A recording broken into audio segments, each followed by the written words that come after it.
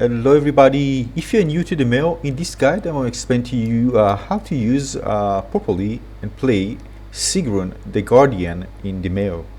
She's a spear-wielded melee character. Now she's the frontline, the tank character in the game.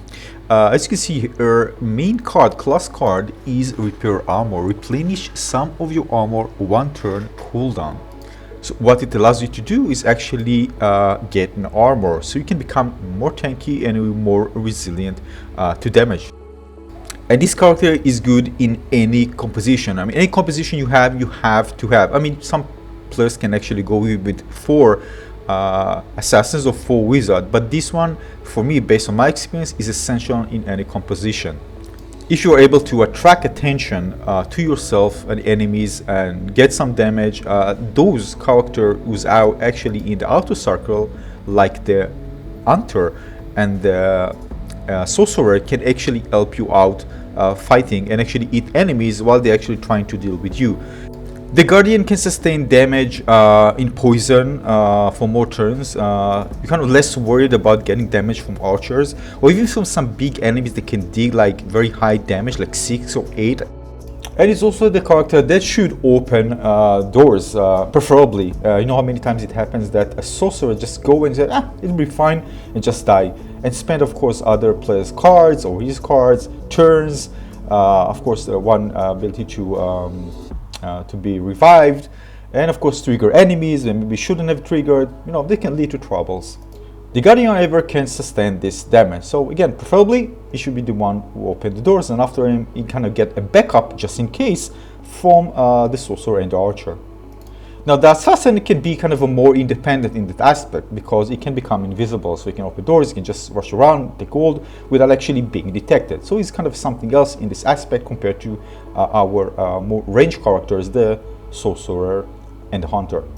Now of course also this will dictate some other cards you're going to get, and it's up to you of course to decide which card you want to use, but like any other class, it's up to you to kind of make the right choice to keep the cards that are good for maybe certain floors, for certain engagements, and also good for your class, because I'm a melee range. Whirlwind attack, of course, is a great card for me, because I can actually deal damage to many enemies at the same time while being in close range to them.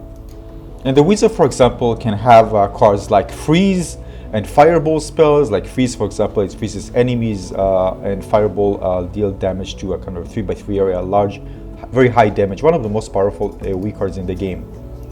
In our class, the Guardian, of course, can benefit from his amazing card like charge, whirlwind attack, and others. But of course, you're gonna get some spells as well, which you can use, which you can deal damage from a distance. For example, like Evan's Fury, which you can use as well in other classes, which is a very, very powerful spell. Actually, one of the most powerful cards that you can actually get is the one that you see on the left, the Adman Potion, that makes you invulnerable for 3 turns.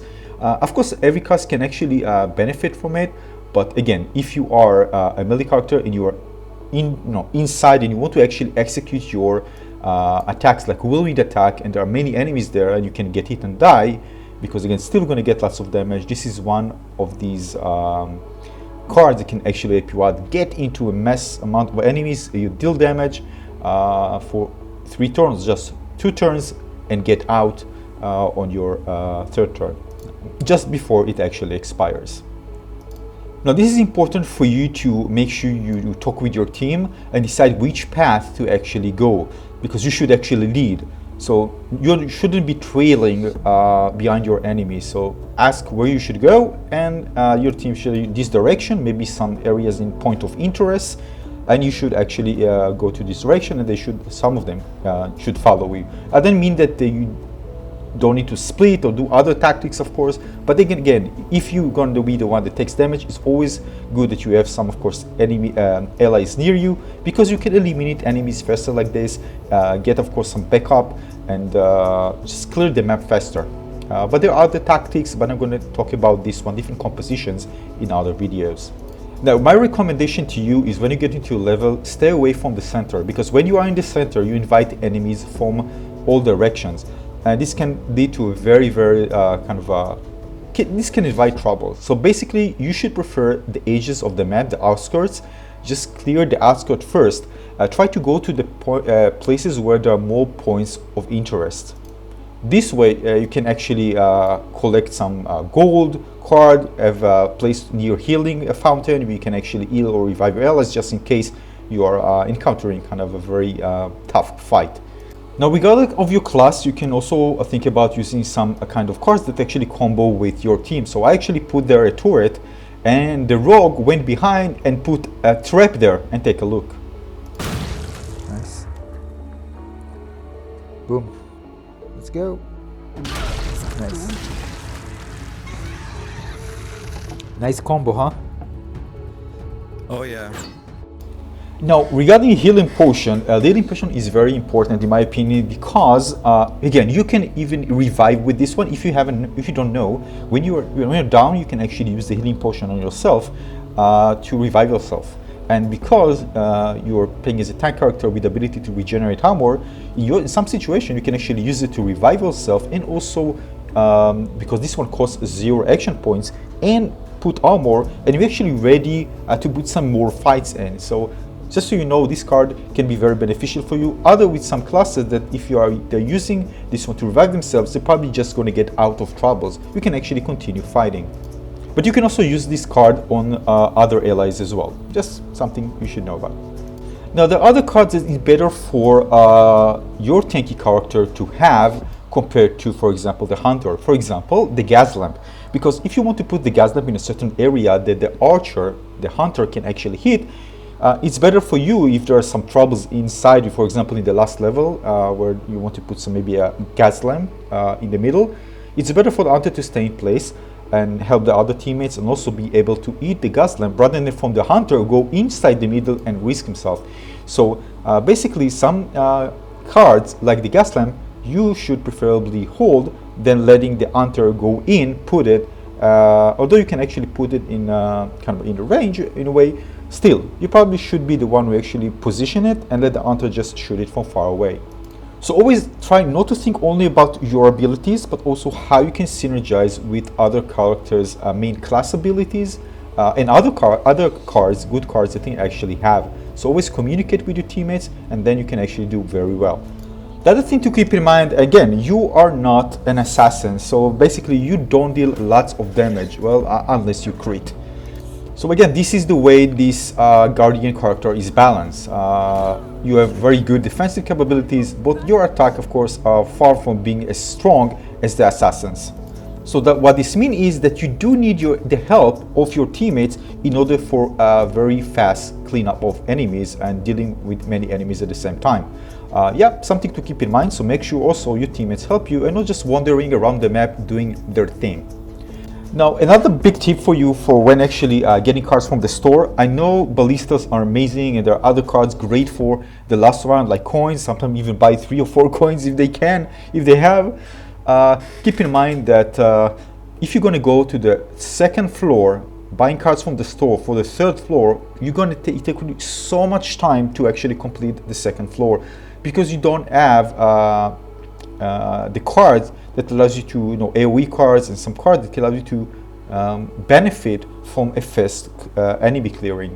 And some actually don't want even to use the ballistas, they're going to save it. So if you're buying really lots of cards for the third level, you're going to have a very, very lengthy second level. Of course, it's situational and it's random enemies, and so, but in general, make sure when you go to the second level, you bring some good cards that you can actually clear enemies fast. I do recommend, if you can get for one ballista 2 cards that are good for the third level, do it. Or again, it depends. If other teammates have those cards, some good cards, you can actually focus on just getting cards for clearing the second level. But keep in mind, don't go with kind of 5 cards that are just for the third level. Try to, of course, have some cards that allows you to do fast clear. Because if not, you're going to spend a lot of time. Again, it depends, but in many situations, you can spend a lot of time on the second level because you don't have the right cards to quickly eliminate the enemies. Now, like many other players, of course, you need to kind of inspect what you are fighting against, so you know ahead what kind of immunity they have. and make sure you actually use the right cards. And prioritize high threat enemies and use your cards to eliminate them as fast as possible. Also call out so other players, if they are new to the game, can know which target you should actually focus on and eliminate, because if you eliminate it together, you're going to eliminate it faster. Just going to finish it.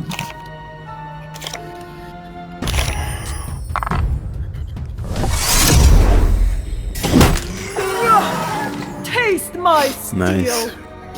Now, of course, when you need help, for example, like if you want to the sorcerer to zap and stun one of the enemies you're fighting against, it's important for you just to tell them, tell this player, please, can you stun maybe another enemy? This is higher threat and you're dealing with something closer. So you can actually manage the fight better because you are in melee range. Because for them, again, they sometimes can stay out of danger, but because you are in the front and you know what cards you have, so make sure you either ask if you know. Of course, it's better to play other classes so you know what kind of abilities they have, what cards, and you can even ask, of course, what cards they have, just so you know what your options. Because your option is not just for your deck. Some players actually play like what they have and just expect the other players to do whatever they like. But sometimes you can actually combo and benefit from some of the abilities and cards that other people have in your favor.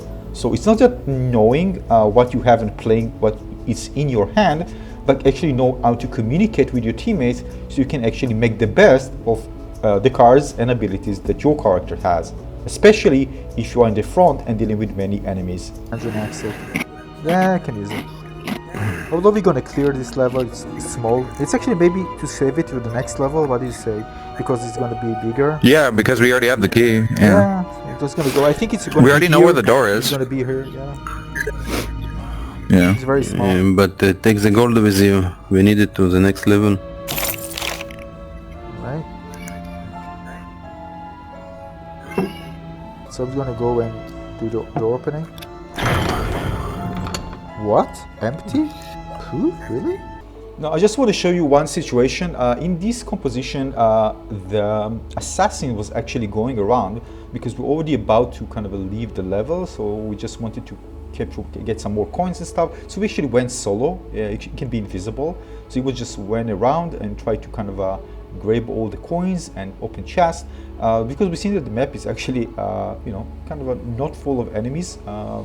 He actually scouted some of the areas and the exit was actually in a certain place, so then he actually detached from our group and just went to take some coins while we actually just leaning towards leaving the level. So again, there are many situations, of course, we can change the composition stuff and of course the distance and do other things, but again, don't underestimate, of course, your power as a group, because if you want to clear the map fast and fight well, not waste time just dying and just waste cards, useful cards, in order to deal with situation that we actually led to wrongly in the first place, make sure you stay close together. But sometimes you can actually detach, the assassin can detach because he can be invisible. But of course, if you are a melee character, you won't go solo and alone all around the map and let, of course, the range classes just do their thing. So again, stay close to your range characters because they can help you out a lot. And again, in general, this is the way to play this melee character. Because by yourself, you won't be able to, unless you're very good clearing cards, you won't be able by yourself to do lots of damage to many enemies, especially with your primary. Again, as I said, one is your crit, and even then, it doesn't come close to the assassin, who is the DPS, the best damage dealing character class in the game.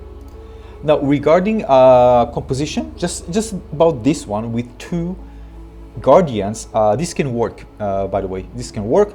Although I play, for example, two assassin, and it was just not a good experience at all. It was a very, very lengthy match. They can need to manage their invisibility and just wasting so many turns, and they can't really fight with large group of enemies alone. So again, but with two melee characters, it actually can work.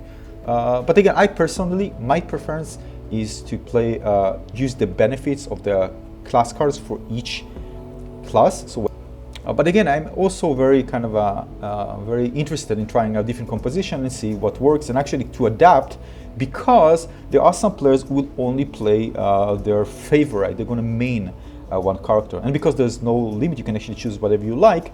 It's actually nice to actually experiment how to complement different compositions instead of just, you know, saying, ah, it won't work and just quit. All right, just so you know, it's actually nice. So stay, if you have kind of a composition that you know but haven't worked before, it's maybe nice to actually get experience with that as well.